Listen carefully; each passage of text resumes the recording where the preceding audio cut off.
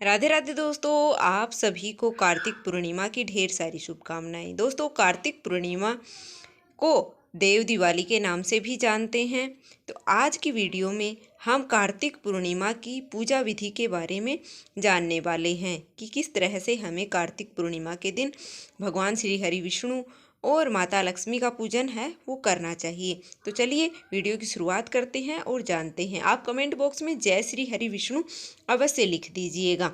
तो चलिए शुरुआत कर लेते हैं। तो सबसे पहले हमें जिस जगह पर पूजा करनी है उस जगह को साफ सुथरा करके एक चौकी लगा लेनी है और चौकी के ऊपर लाल या फिर पीले रंग का वस्त्र है वो आपको बिछा लेना है। तो पीले रंग का कपड़ा है वो मैंने यहाँ पर बिछा लिया है, आप लाल रंग का भी बिछा सकते हैं। तो इस तरीके से हमें चौकी है वो भगवान विष्णु जी के लिए लगानी होती है। उसके बाद में हम यहाँ पर भगवान विष्णु की प्रतिमा को विराजित करेंगे। तो अक्षत का आसन दे करके मैंने भगवान विष्णु की प्रतिमा को विराजित कर दिया है और उसके बाद में हम यहाँ पर कलश की स्थापना करेंगे। तो आप चाहें तो कलश की स्थापना कर भी सकते हैं और आप है वो ऐसे भी यह पूजन कर सकते हैं। तो मैंने यहाँ पर एक कलश की स्थापना की है अक्षत का आसन देकर और जल से, शुद्ध जल से है वो कलश को भर लिया है। हम इसके अंदर पंच पल्लव है वो लगाने वाले हैं। तो आप आम या फिर अशोक के पत्ते लगा सकते हैं। सिक्का, सुपारी, लौंग, इलायची मैंने इसके अंदर डाल दिया। कलश के अंदर पुष्प 5 चीज़ें डालनी होती हैं। उसके बाद में जो पंच पल्लव हमने लिए हैं उनके ऊपर, सभी के ऊपर हम कुमकुम से तिलक कर देंगे। तो यहाँ पर मैंने रोली से तिलक कर दिया। उसके बाद में हमें चंदन से भी तिलक करना होता है। तो आप दोनों से तिलक कर लीजिएगा। आप आम के या फिर अशोक के पत्ते हैं वो ले सकते हैं। तो देखिए, देव दिवाली के दिन है वो माता लक्ष्मी का भी पूजन आप साथ में कर सकते हैं। और अगर आपने एकादशी के दिन किसी कारण से तुलसी विवाह नहीं करवाया है या तुलसी जी की पूजा नहीं कर पाए हैं तो आप तुलसी पूजन इस दिन पूर्णिमा के दिन भी आप भगवान विष्णु के साथ में विराजित करके कर सकते हैं। उसके बाद में कलश के ऊपर यहाँ पर मैंने नारियल है वो रख दिया है। तो तुलसी पूजन कैसे करनी है उसकी वीडियो भी चैनल पर आई हुई है, तो आप देख लीजिएगा। उसके बाद में हम यहाँ पर भगवान गणेश जी को विराजित कर देंगे, क्योंकि सभी पूजा में भगवान गणेश जी को सबसे पहले विराजित किया जाता है। उसके बाद में भगवान गणेश जी को विराजित कर दिया है और जल का लोटा लेकर के और उसमें थोड़ा सा गंगा जल डाल लिया है और सभी को हम स्नान का भाव करवाते हुए जल के छींटे हैं वो दे देंगे।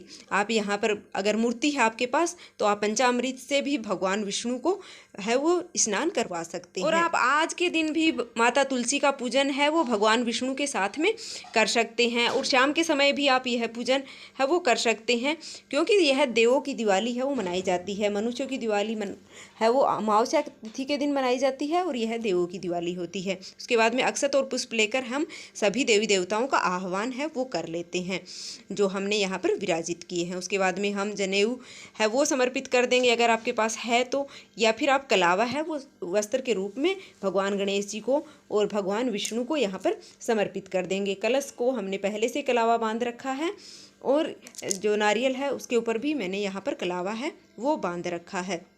तो आप जनेऊ भी भगवान विष्णु को अर्पित है वो कर सकते हैं। फिर हम सभी को तिलक कर देंगे।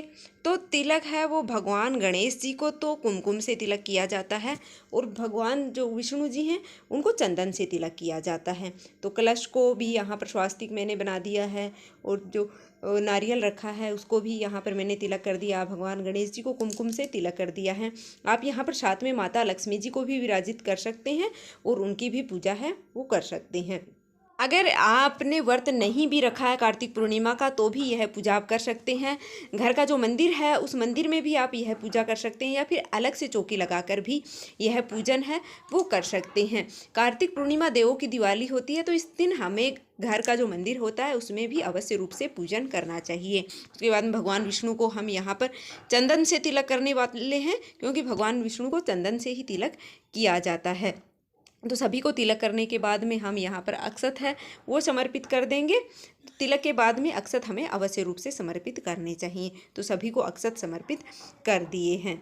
सभी को हम पुष्प समर्पित कर देंगे। आप फूलों की माला भी भगवान विष्णु को, पीले रंग के फूलों की माला अर्पित कर सकते हैं या फिर पीले रंग का पुष्प है वो अर्पित कर सकते हैं। भगवान गणेश जी को और कलश को सभी को यहाँ पर पुष्प मैंने अर्पित कर दिए हैं। आप माला अर्पित कर सकते हैं। और उसके बाद में हम यहाँ पर दीप प्रज्वलित करने वाले हैं। तो अक्षत का आसन दे करके और इस पर देसी घी का दिया आपको जलाना होता है। तो आप यह पहले भी जला सकते हैं मतलब, और या फिर आप पूजन करते वक्त यह दिया है वो जला लें। देसी घी का दिया हमें जलाना होता है। उसके बाद में भोग है वो समर्पित करेंगे। तो भोग में मैंने यहाँ पर मिश्री का प्रसाद है वो भगवान गणेश जी को अर्पित किया है, और भगवान विष्णु को अलग से है वो प्रसाद अर्पित किया, क्योंकि भगवान विष्णु को तुलसी दल चढ़ाया जाता है और भगवान गणेश जी को तुलसी दल नहीं चढ़ाया जाता है।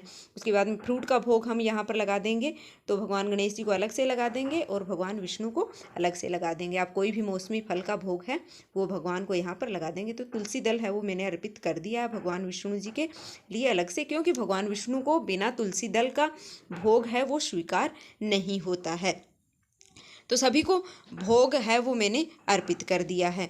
तो आप मिठाइयों का भोग भी लगा सकते हैं, या आपने व्रत रखा है तो जो पंजीरी बनाई जाती है उसका भोग भी लगा सकते हैं। पूर्णिमा के दिन पंजीरी का भोग भी लगाया जाता है, या कोई मिठाई का भोग आप लगा सकते हैं, या फिर खील बतासों का भोग आप लगा सकते हैं। उसके बाद में मैंने जल अर्पित कर दिया है, सभी को जल का भोग है वो लगा दिया है। और उसके बाद में हमें यहाँ पर सुननी है, कहानी सुननी होती है। आप अगर व्रत रखा है तो पूर्णिमा की कहानी आपको सुननी होती है, या फिर आप सत्यनारायण भगवान की कहानी भी इस दिन है वो सुन सकते हैं।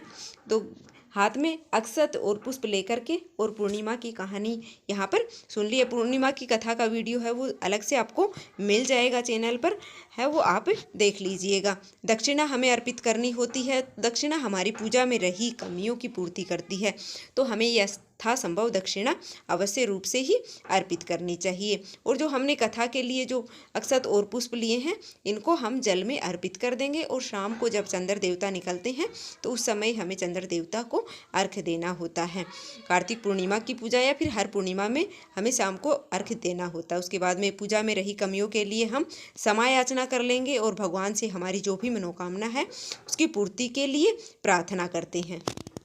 उसके बाद में हम भगवान गणेश जी और भगवान विष्णु जी की आरती कर लेंगे। आप कपूर से भी आरती कर सकते हैं, या फिर आपने जो दिया जलाया है उसी से आप 5 या 7 बार घुमाकर आरती कर सकते हैं, या फिर आप आरती गाकर भी, जो आरती आपको आती है वो आरती गाकर भी आप आरती कर लीजिएगा। तो इस तरीके से हमें पूर्णिमा की पूजा करनी होती है। और उसके बाद में भोग प्रसाद हम सभी में वितरित कर देंगे, और जल का लोटा जो हमने लिया है उसको हम चंद्रमा को अर्घ्य दे देंगे। तो इस तरीके से संपूर्ण पूजा है वो हो जाती है। तो उम्मीद है कि आपको यह कार्तिक पूर्णिमा की पूजा की वीडियो है वो पसंद आई होगी। अगर वीडियो थोड़ी सी पसंद आई तो लाइक कर दीजिएगा, और कमेंट बॉक्स में जय श्री हरि विष्णु अवश्य लिख दीजिएगा। मिलते हैं फिर से एक और वीडियो के साथ। माता लक्ष्मी और भगवान श्री हरि विष्णु की कृपा आप पर सदैव बनी रही। धन्यवाद। जय माता।